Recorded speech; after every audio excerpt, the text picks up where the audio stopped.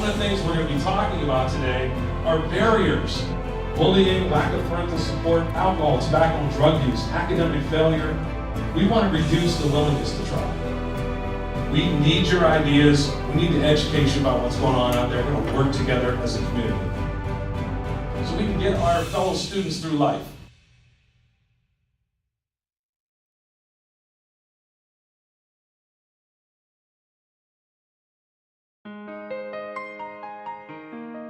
I walk through the halls every day and hear students talking about how sad they are and how miserable they are at home, in school.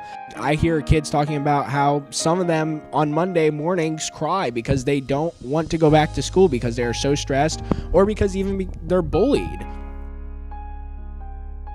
As I'm getting older in high school and things like that, I start to see people around me that have just kind of gone off the deep end a little bit.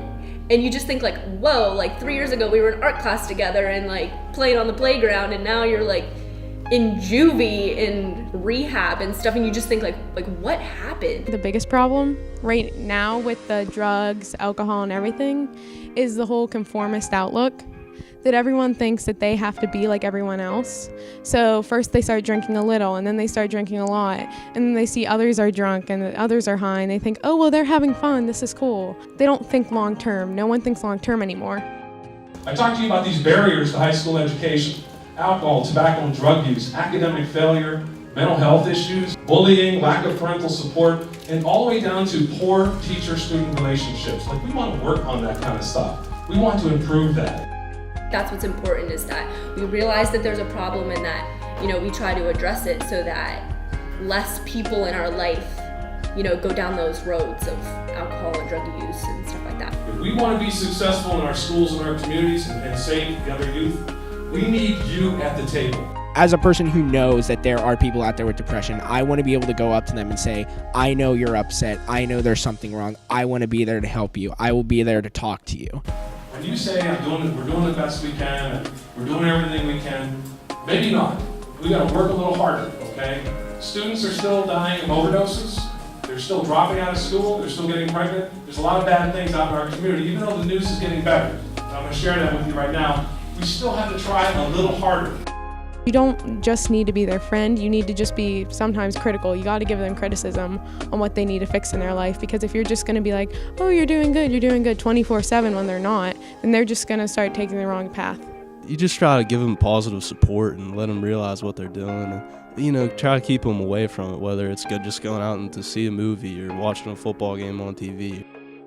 If your parents are doing it and you don't want to become part of that, you almost have to take yourself out of that situation. I would say they would have to look at a friend who chooses not to drink or smoke or whatever, or go to a teacher. Don't be afraid to talk to people, because if you don't talk to anyone, it's just gonna get worse.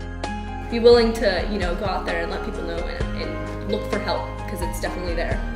When you take that good news and you put it out there in your school, it's called social marketing. And when your classmates see that positive information 7 to 10 to 12 to 15 times in your hallways, posters, getting in and out of the schools, whatever, when they see that, it starts to internalize. And it doesn't matter if it's bullying, teen pregnancy, drug use, it doesn't matter what it is. You have the ability to change the norm, the social fabric of your school through positive messaging. We can start building clubs at our school that are more focused on these kids not doing drugs and acknowledging that there's depression and anxiety out there. I believe all of us here can each take a step together and raise more awareness, even if it's just putting flyers around that we're going to be having a club meeting to talk about the problems and how we're going to prevent them, or even just telling someone and pulling them aside that we know has been having problems and needs help, that we'll talk to them, we'll give them the person they need to stop the problem. We can be there for them.